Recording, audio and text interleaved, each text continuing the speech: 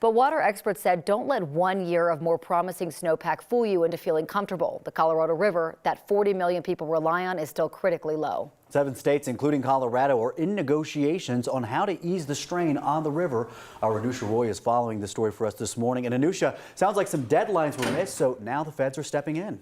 Yeah, so there was that January deadline that came and went, and now the feds are expected to announce their plan in a couple of weeks. We're talking middle of April to address the crisis in the short term. That could be how to scale back using the Colorado River for the next couple of years while also figuring out that long-term plan.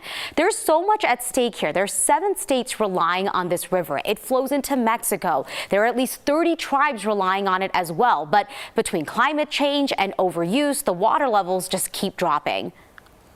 We have a little bit of a reprieve, but we're coming, we're not out of a drought necessarily. You know, the situation that the system is in is because of a couple decades of the driest period that we've seen on record. And so how we operate and how we use that water makes a big difference. And so 1 year isn't going to save us. I think everybody doing their part is what makes a difference. It means everybody has to do it and not point fingers at the others.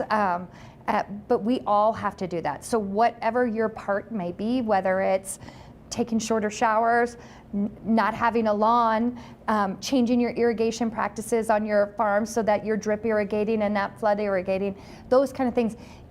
It's the combination of everyone taking action that's going to move us.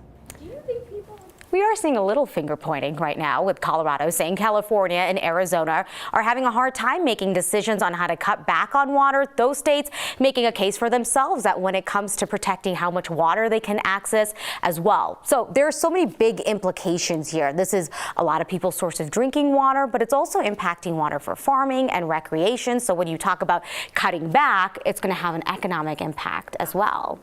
This compact, this water compact, was created like 100 years ago. So they're now the states say we got to look at that. Yeah, we're talking about 1922 is when this was created. That was governing water use. Of course, it's gone through its iterations and evolutions as well. But essentially, what it was doing was it was splitting the river 50-50. Upper basin states, that includes us. Lower basin states like California and Arizona.